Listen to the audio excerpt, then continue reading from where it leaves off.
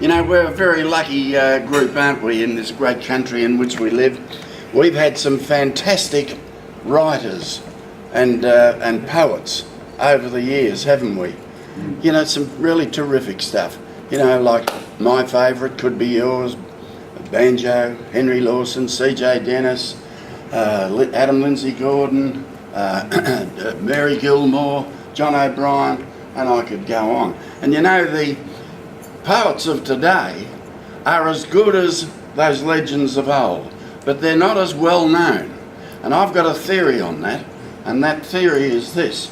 You'd all remember the old grade readers at primary school. Remember them? They were from grade 2 to grade 8, right? And they were jam-packed full of terrific stuff, weren't they? Right, terrific stuff. And what about the school papers?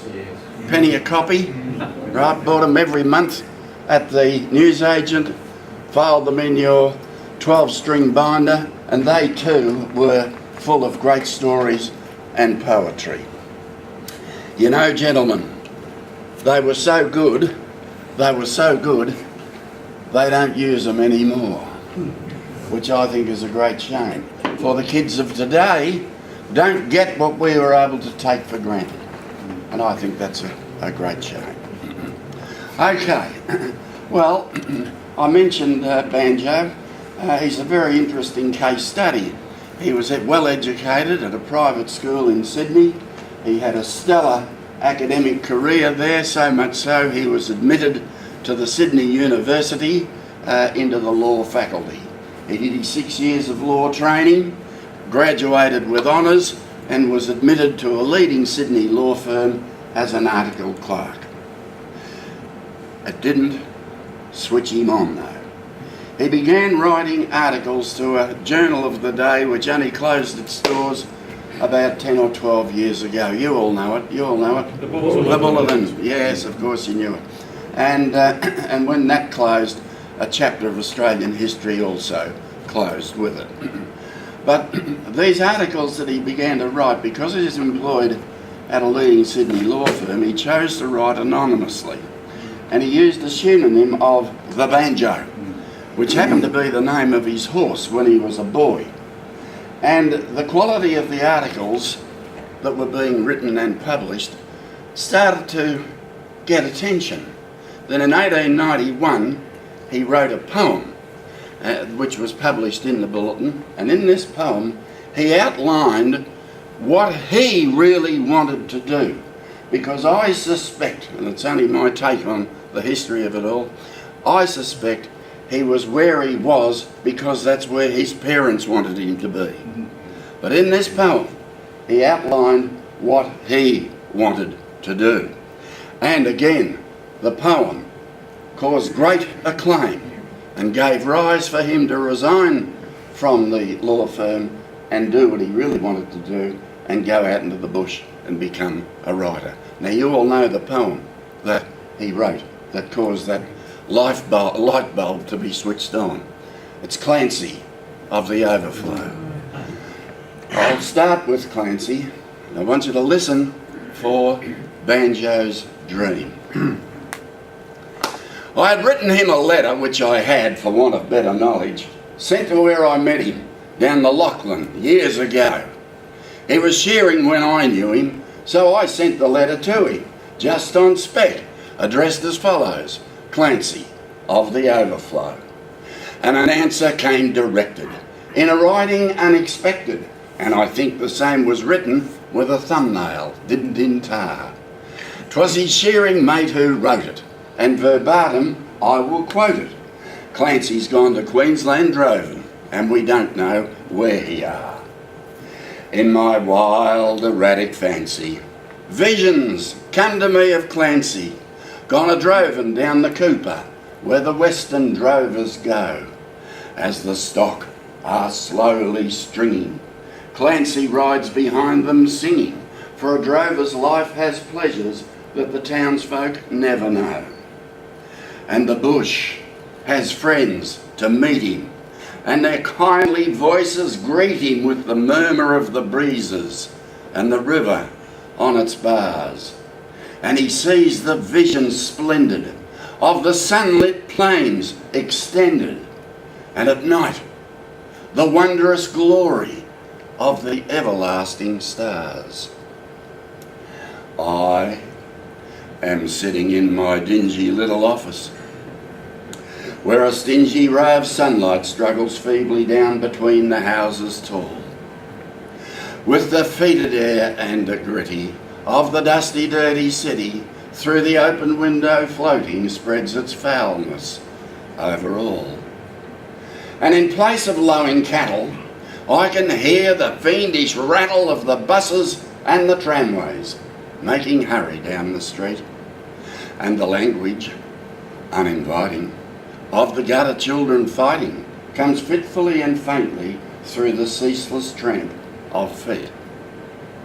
And the hurrying people daunt me, and their pallid faces haunt me as they shoulder one another in their nervous rush and haste, with their eager eyes and greedy, and their stunted forms and weedy, for the townsfolk have no time to grow, they have no time to waste. And somehow, I rather fancy that I'd like to change with Clancy and take a turn at droving as the seasons come and go, while he faced the rounds eternal of the cash book and the journal. But I doubt he'd suit the office, Clancy of the Overflow.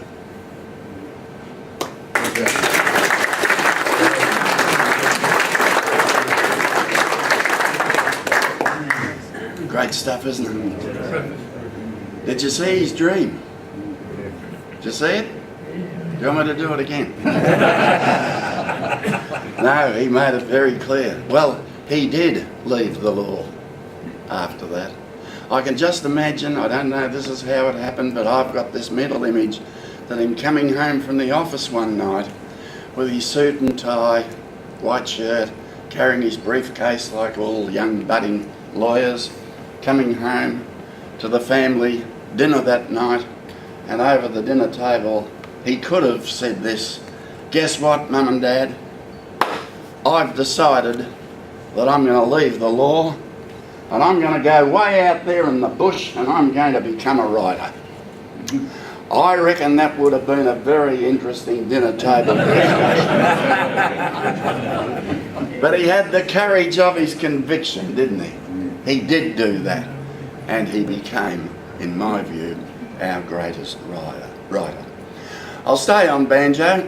There's another couple that I'll do that you'll remember them, because the next two I'm going to do, like that one, were in the old readers as well. So I'm going to do this one, the bush christening. Do you remember the bush christening? On the outer Barcoo, where churches are few and men of religion are scanty, on roads seldom crossed, except where men are lost, is where Michael Mcqeen kept a shanty. Now this Mike was the dad of a 10-year-old lad. He was plump, healthy and stoutly conditioned.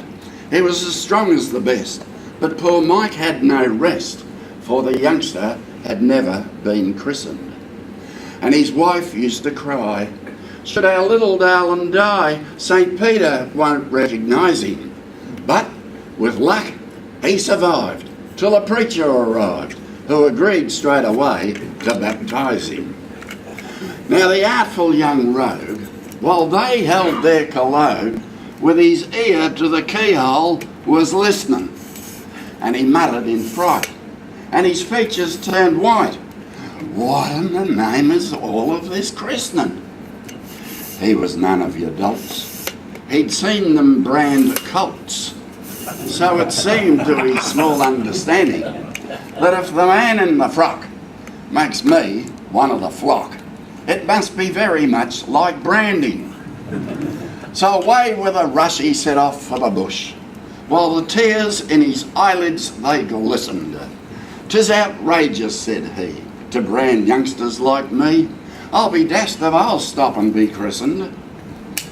Like a young native dog, he ran into a log, while his father, with language uncivil, never heeding the priest, cried aloud in his haste, "Come out and be christened, you devil!" But he just lay there, as snug as a bug in a rug, while his parents in vain did reprove him. Till his reverence spoke, he was fond of a joke.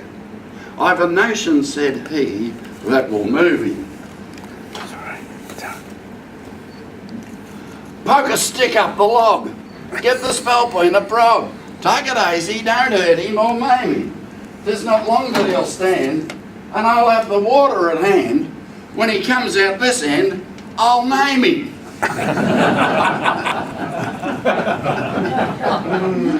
Oh, here he comes now.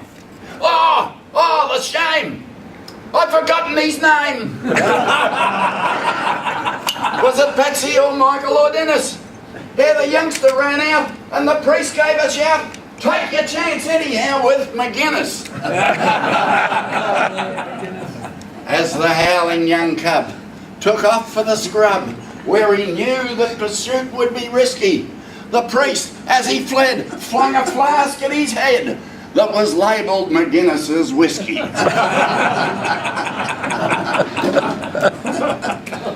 Now McGuinness McGee has been made a JP, and the one thing he hates more than sin is to be asked by the folk who have heard of the joke how he came to be christened McGuinness.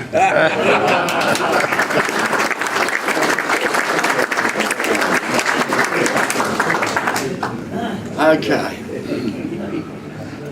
All right, well, I'll do another one of banjos. Again, as I say, in the old readers, you'll remember this one because in the middle of this poem, there is a swear word. A swear word in the middle of it. And when we were in primary school, and at that age, we weren't allowed to use that word at home. We weren't allowed to use it at Sunday school, or church, or at school, except in the class when we did this poem. And didn't we relish and jump on it with gusto? Now, I know that a lot of you will remember this little stanza and this word. So when I come to it in the poem, I'm going to stop and I'm going to invite you to say it in unison. Have we got a deal? Yeah. Okay. Well, the poem, as you've probably guessed, is The Man from Iron Bark. 'Twas the man from Iron Bark who struck the Sydney town. He wandered over street and park. He wandered up and down. He loitered here, he loitered there, till he was like to drop, until at last, in sheer despair, he sought a barber's shop. "There, shave me beard and whiskers off. I'll be a man of mark. I'll go and play the Sydney toff back home in Iron Bark." The barber man was short and flash, as mostly barbers are. He wore a strike-your-fancy sash, and he smoked a huge cigar. He was a humorist of note, and keen at repartee. He laid the odds and kept the tote, whatever that may be. But when he saw our friend arrive, he whispered, "There's a lark. Just watch me catch him all alive, this man from Iron Bark." There were some gilded youths who sat along the barber's wall. Their eyes were dull, their heads were flat, they had no brains at all. To them the barber passed the wink, his dexter eyelid shut. "Just watch me make this yokel think his bloomin' throat is cut." So, as he soaped and rubbed it in, he gave a rude remark. "I guess the flats are pretty green up there in Iron Bark." A grunt was all reply he got, and he shaved the bushman's chin. He made the water boiling hot, and he dipped the razor in. He raised his arm. His brow grew black. He paused a while to gloat, then slashed the red-hot razor back across his victim's throat. Upon the newly shaven skin, it made a livid mark. It no doubt fairly took him in, the man from Ironbark. He lifted up one hairy paw, and with a tremendous clap, it landed on the barber's jaw, and he knocked the barber out. He set about with nail and tooth to make the place a wreck. He grabbed the nearest gilded youth and tried to break his neck. And all the while, his throat he held to save his vital spark. And murder! Bloody murder! Yes, well done! Bloody murder! Yelled the man from Ironbark. A peeler, who had heard the din, came in to see the show. He tried to run the bushman in, but he refused to go, until, at last, the barber spoke and said, "'Twas all in fun. 'Twas just a harmless little joke, a trifle overdone." "A joke," he cried. "By George, that's fine. A likely sort of lark. I'd like to catch that murdering swine one night in Ironbark." And now, around the shearing floor, the listening shearers gape. He tells the story o'er and o'er and brags of his escape. Them barber chaps what keeps it tight. By George, I've had enough. One tried to cut me bloomin' throat, but thank the Lord it's tough. But whether he's believed or no, there's one thing to remark, that flowing beards are all the go up there in Ironbark.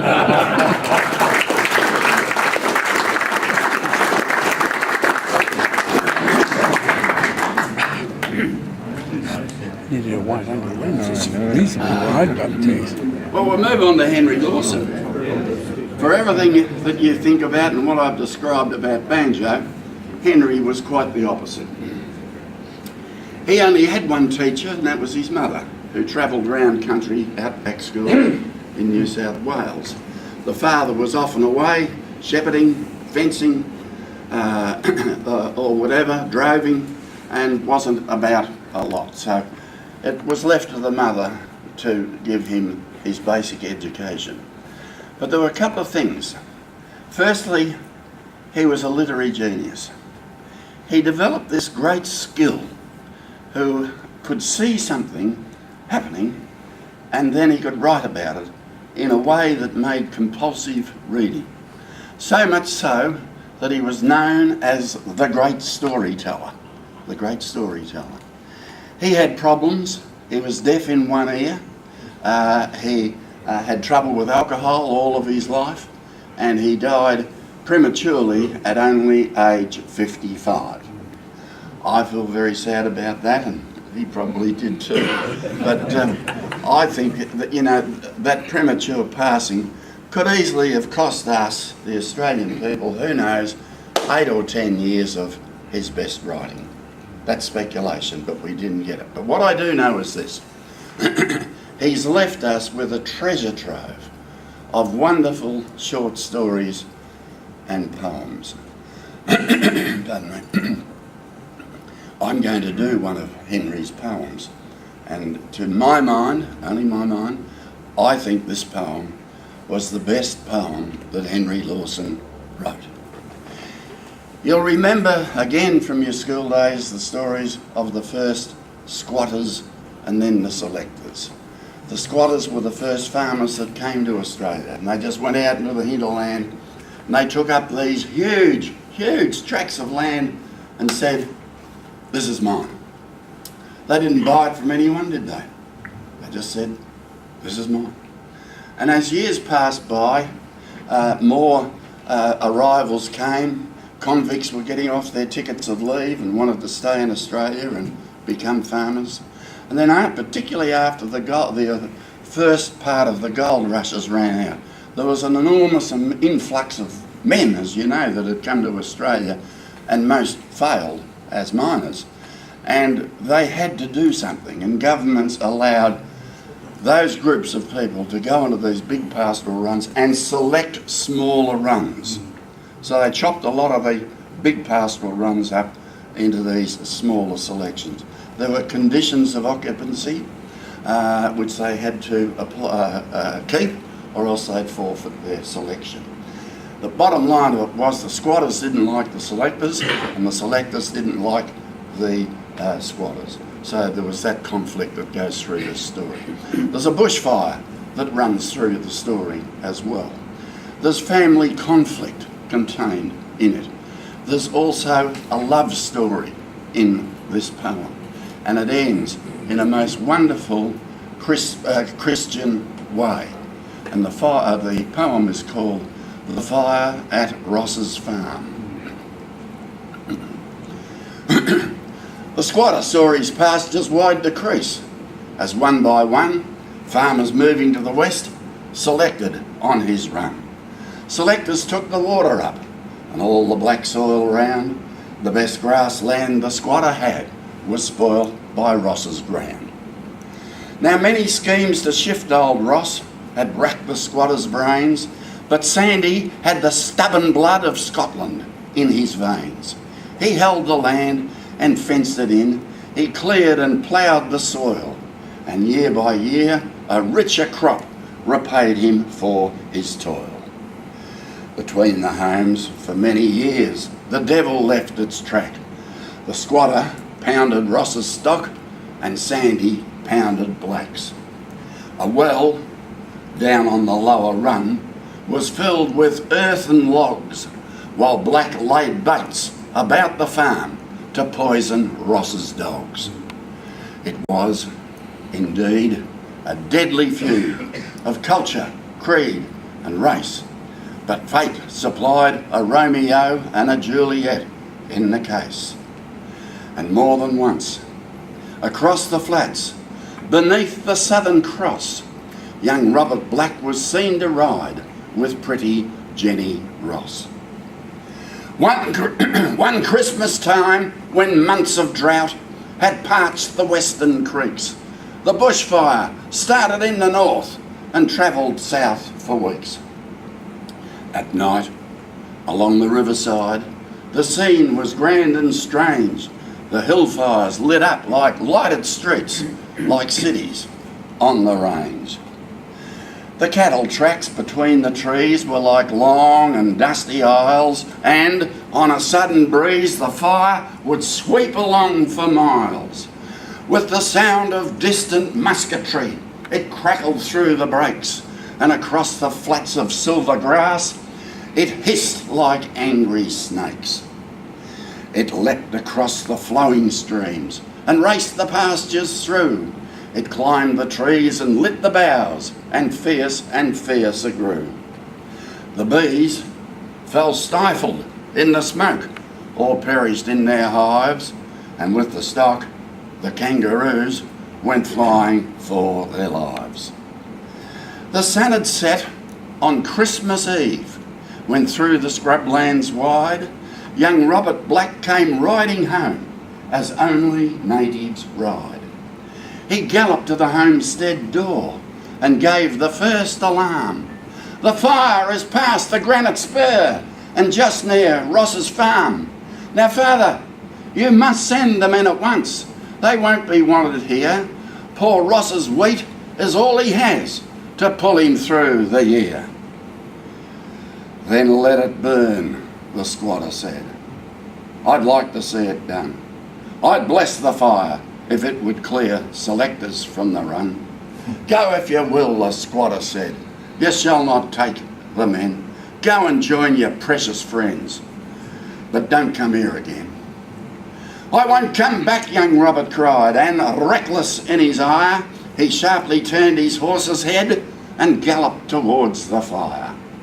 And there, for 3 long, weary hours, half blind from smoke and heat, old Ross and Robert fought the flames that neared the ripened wheat. The farmer's hand was nerved by fear of danger and of loss, while Robert fought the stubborn foe for the love of Jenny Ross. But serpent-like, its curves and lines slipped past them and between, until they reached the boundary where the old coach road had been. "The track is now our only chance. It's here we must stand," cried Ross. "There's naught on earth can stop the fire if once it gets across." But then came a cruel gust of wind, and with a fierce rush, the flames leapt o'er the narrow path and lit the fence of brush. "The crop must burn," the farmer cried. "We cannot save it now." And down upon the blackened ground he dashed his ragged bough. But then, in a rush of hope, his heart began to beat. For all the crackling of the flames he heard the sound of horses' feet. "Here's help at last," young Robert cried, and even as he spoke, the squatter and a dozen men came racing through the smoke. Down on the ground the stockman jumped and bared each brawny arm. They tore green branches from the trees and fought for Ross's farm. And when, before the gallant band, the beaten flames gave way, two grimy hands in friendship joined, for it was Christmas Day. The great storyteller.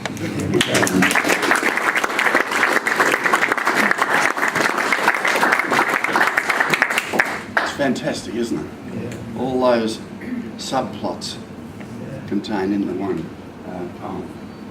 Okay. I'm going to tell you another story about a barber, country barber, and not the same one that Banjo tells us about, but a different one. Now, this particular barber used to try to take the mickey out of his customers if he could, and on this particular occasion he tried it as usual, but it bounced back on him. And the poem was written by a fella I've got to know over the years by the name of Charlie Marshall, and I recite it with his permission, and I'm very pleased to say that. But I think you'll enjoy it.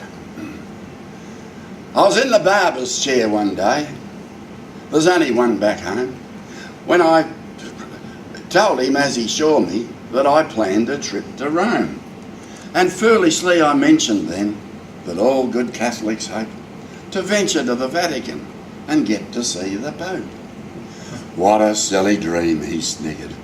"Has religion turned your head? Go to Mass on Sunday mornings here and save yourself the bread. There'll be 90,000 pilgrims breathing garlic in your ear. And a figure on the balcony you'll never get to hear. You've been struck by mob hysteria. It's really made you blind. The rattle of the rosary has eaten out your mind. You'll strut around the pubs back home, and every day you'll skite how you saw some dim old gentleman and you thought his coat was white.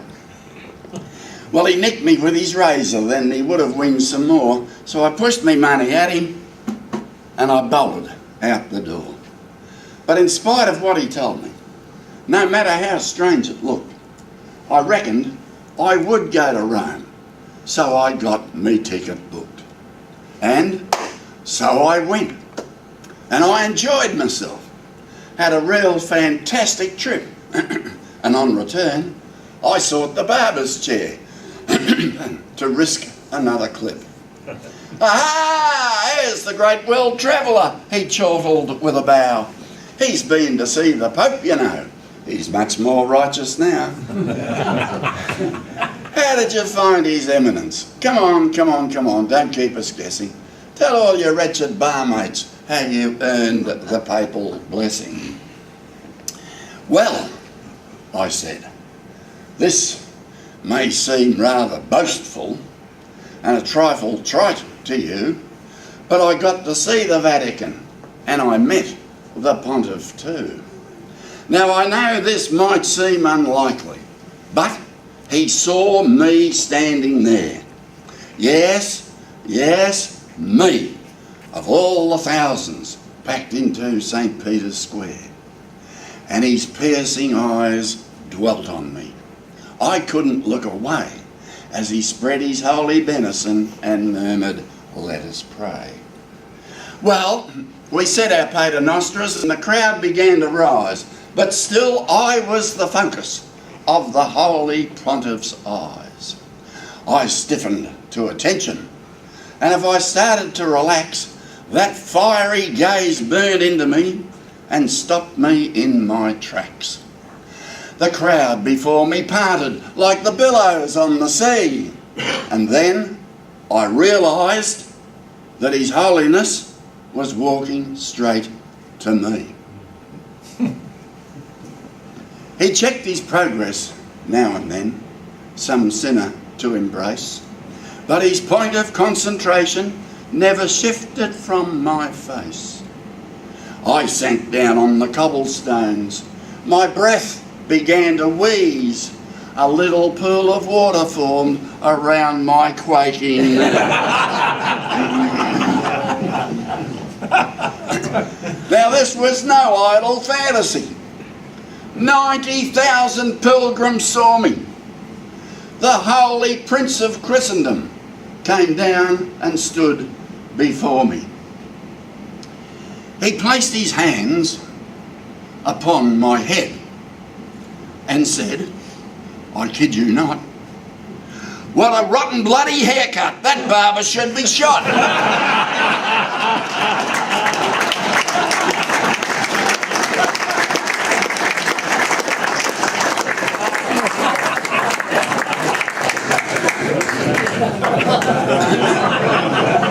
It's hard keeping the camera steady. I think you've heard that before, Jono. Okay. All right, well, I'm going to move on to another modern day writer like Charlie Marshall, Bill Cairns. Bill is a wonderful, wonderful writer of bush poetry, always humorous, and I like his work very much indeed. And I do a lot of Bill's work, all with his knowledge and permission, and I'll share a couple with you. The first one I'm going to do is the Senior Cits Meat Raffle. Now, I know, Roger, that Probus clubs don't have raffles. Is that right? That's right. Right, that's good. Okay. But many do, don't they? The bowling clubs, cricket clubs, footy clubs, you know, have meat raffles. Probably most of you have been in one at some stage or another. And they're great if you win too, aren't they? Well, I'm going to tell you the story about this Senior Cits club that ran its meat raffle. It was the monthly highlight in the town of Woollybuck. All the oldies in the crowd would gather round to try their luck. They'd all get their good gear on after they've had their tub for the Senior Cits Meat Raffle at the local bowling club. Now, selling tickets on the door would be Jennifer McCall, while Fred Wilson had his ticket table halfway down the hall. And when all the tickets had been sold, they'd draw them one by one, and the winners would rush up to the meat table like a shot out of a gun. The first one up might score themselves a great big leg of lamb, while the last one to the table might just get some cold sliced ham. But it all works like clockwork, and it's not complicated until the fatal night when the ticket sellers' ticket books were duplicated. Oh, you're onto it. Now, Jenny on the door was selling tickets Diamonds Red, and Diamonds Red were being sold from the table run by Fred. And when all the tickets had been sold for the long-awaited game, for every ticket held, there was another just the same. First one out, Diamonds Red, number 23. Agnes Wilson gave a little squeal and said, "That's me." As she hurried to the meat table for the coveted first pick, Bessie Laws yelled out, "Bullshit!" and she grabbed her walking stick. "I've got number 23 and it's a diamond's red. You must have read your ticket wrong, you stupid cow," she said. She hurried to the meat table like a V8 battering ram, where 4 hands fastened grimly round the biggest leg of lamb. The language, it was shocking in this dreadful tug of war as Agnes and Bessie fought and scratched and rolled around the floor. The President was horrified. He did not know what to do, and in the confusion he drew the next number. "Diamonds red, number 32. Percy Jones yelled out, "You beauty," and headed for the table, but he was quickly overtaken by his next door neighbour Mabel. She was heading for the tray of steak that he was heading for, but Bessie Law's walking stick brought her crashing to the floor. The President again panicked in the face of all this action. He had to come up with a plan to cause a small distraction, but he drew the next number. Diamonds red, number 44, and 2 more senior sets joined in the brawl out on the floor. "Diamonds red 61, called the President in a panic, and Dawn Brown grabbed her walking frame with a look that was satanic. Jono picked his ticket up and headed for the meat, but that walking frame could really move, and it was a dead heat. Dawn said, "It's mine," as she waved her ticket in his face. "People like you should be put down. You're just a disgrace." Jono said, "You might be right, or you might be stupid. I don't really care which. But get your fingers off my pickled pork, you stupid bloody woman."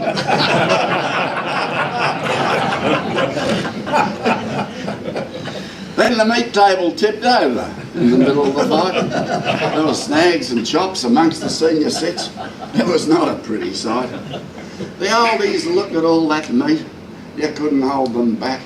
And like crows onto a roadkill, they swooped to the attack. Then Frida, on her electric scooter, really came alive. She headed for the meat and stuck it into 4-wheel drive.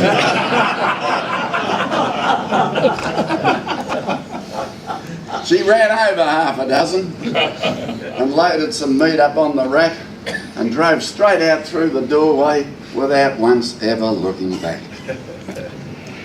Percy Jones was on the floor, looking pretty crook, as Agnes Wilson hit him with a size 12 frozen chook. Jono's face was bleeding from a flying midi glass, and he had Bessie Law's walking stick was sticking up his jumper.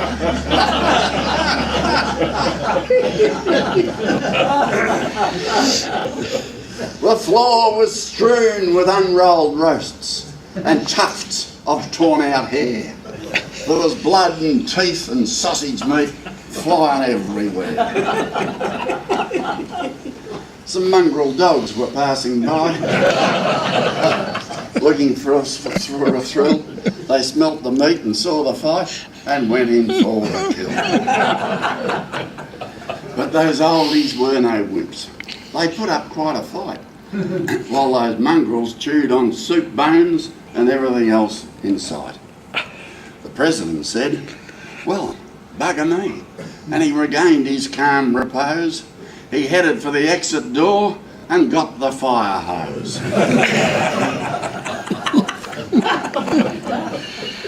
Now the oldies all recovered from events that fatal night, and the bowling club put up a sign in memory of the fight. But to save any embarrassment to oldies in the crowd, it didn't mention any names. It just said, "No dogs allowed." Oh, blimey. can't hold it steady. It's impossible. I'll do another one of Bill's. He seemed to like that one. Now, Bill, with a lot of his work, he uses the same characters, but paints different jets. Wasn't that bad, was it?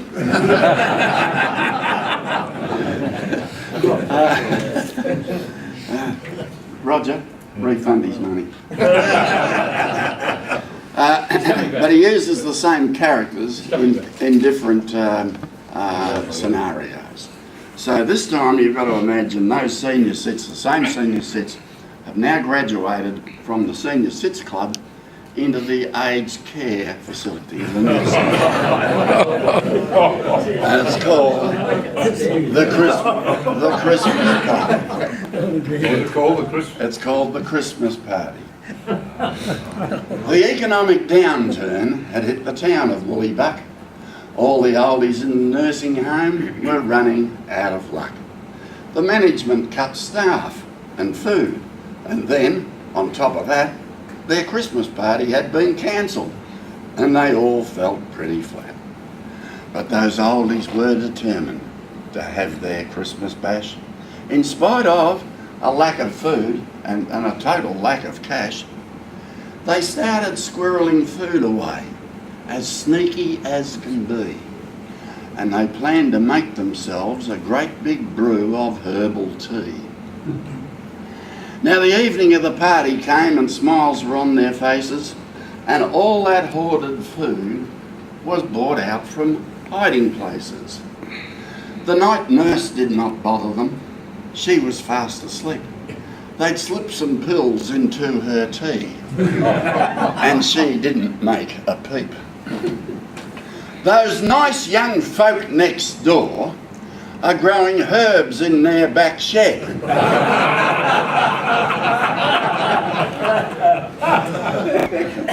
I'm sure they'd let us have some for our herbal tea, they said. There was no one home next door, but they didn't think that would be a drama.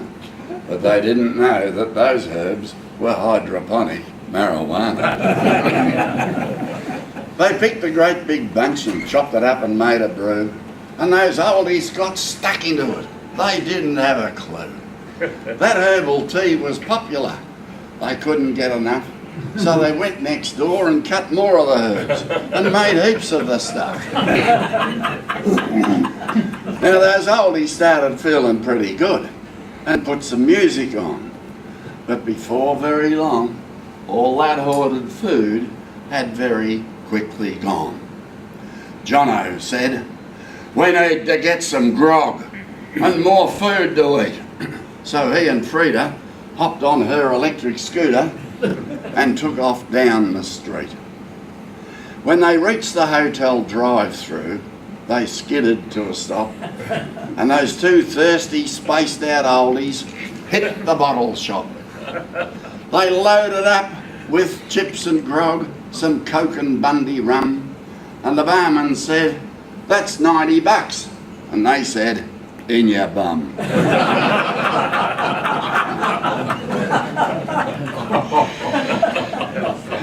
They hopped back on the scooter and took off down the street. The barman chased them for a while, but they soon had him beat. Now, those oldies were feeling pretty good, but their luck just couldn't last. Then Jono mooned a police car, and they had to get out of there real fast. But the cops hit lights and sirens and set off down the track after that scooter with the stolen grog and a flasher on the back.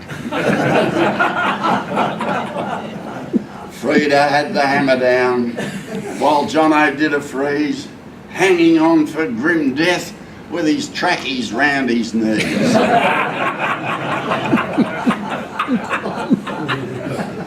They shot into the nursing home, but those cops were right behind. But they weren't prepared for what they were going to find. On a sofa, in a corner, like teenagers on a date, Percy Jones and Agnes Wilson were in a compromising state. There To a third he tripped out oldies on the floor with creaking bones, leaping around stark naked, dancing to the Rolling Stones.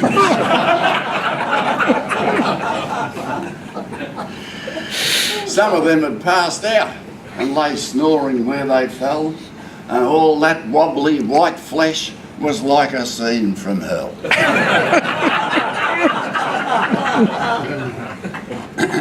The cops tried to restore order, but those oldies wouldn't hear.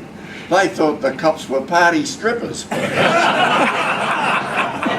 and started ripping off their gear.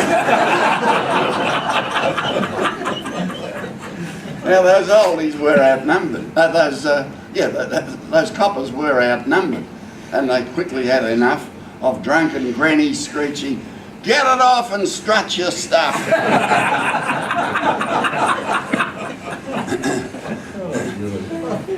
Clutching disappearing dignity, the police patrol retreated, too embarrassed to report how they had been defeated. They left those oldies raging. There was no way they could be stopped. They ate the chips and drank the grog and partied till they dropped. The nursing home staff arrived next day and put them all to bed, and fearing an investigation, nothing more was said. But the thought of naked grannies still fill those cops with fear. They both get kind of twitchy if an oldie gets too near. But those oldies all recovered from their wild and drunken fling. They all slept for a week and couldn't remember a thing. Now, the nursing home staff are preparing for next year's celebration. They're stocking up with Valium to control the situation.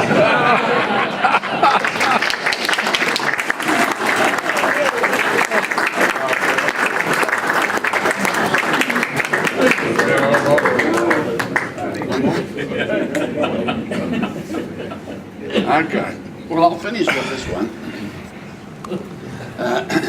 This is, I'll just let it unfold. Old Mulligan's shack lay well off the track, on a run that was stony and sour. A settler's block, it was hard as a rock, with no telephone, water or power. And old Mulligan too was as tough as a roo, though he'd mellowed considerably, for he'd wed late in life, and his darling young wife was expecting their first progeny. Now the prospect he had of becoming a dad filled Mulligan's heart with joy, and he knew that he ought to be pleased with a daughter, but secretly he hoped for a boy. A strapping young lad. He could help his old dad and see his mum came to no harm. He'd be handsome and game, and he'd have the Mulligan name and the dubious bequest of the farm. He sent for his sister a fortnight before. She was skilled in midwifery's art.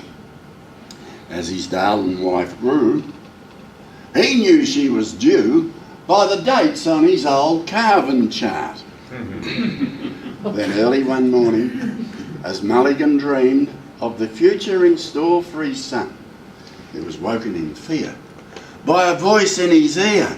"Wake up, Pat. I think me time's come."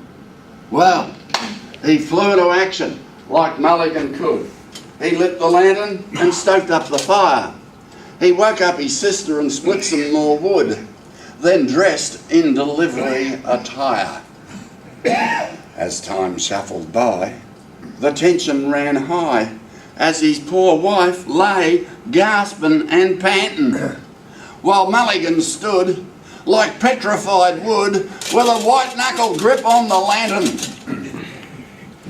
Then very soon after, midst crying and laughter, relief intermingled with joy, in that little bush shack on Mulligan's track, the midwife delivered a boy. As the young fella screamed, old Mulligan beamed on that morning he'd never forget. Then he heard his wife say, in her casual way, "I don't think I've quite finished yet."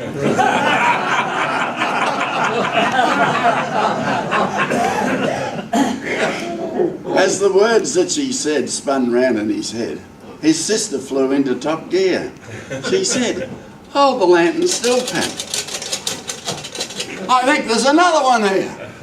By the flickering light, they could see she was right, and they marvelled from one to the other. Then, "Push now, my love," and his wife gave a shove. Then old Mulligan's son had a brother. As the second son squealed, old Mulligan reeled. He was stunned by his wife's awesome plumbing.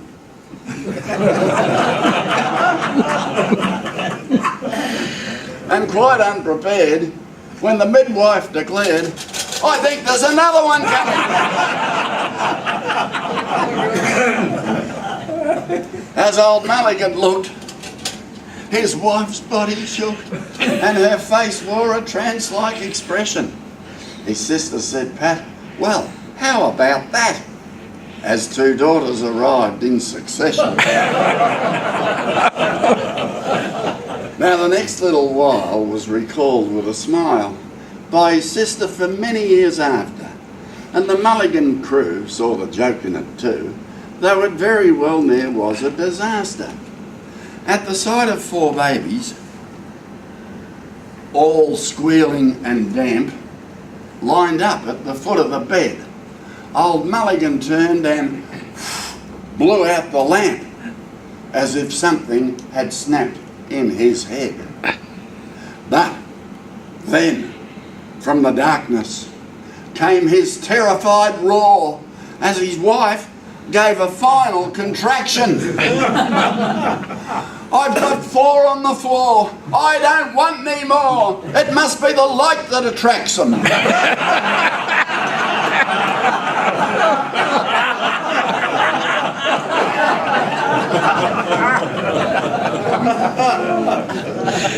Now the years have rolled by, and the laughter rings high around the table at Mulligan's camp, as 4 kids want to know of that time long ago when old Mulligan blew out the lamp.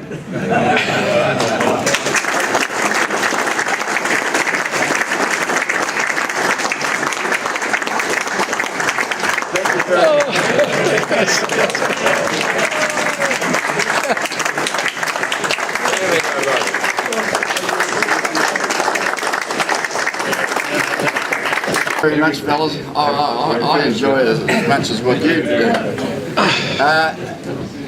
You may be interested, I've got some of my CDs here. There's 3 different volumes. Volume 1, 2 and 3. They're $25 each, or 2 for 40, 3 for 60. I've also got some of my business cards. Some of you might be in retirement villages or know people. That's how I get my work. So if you've got any other contacts you think might need an entertainer, I'm your man.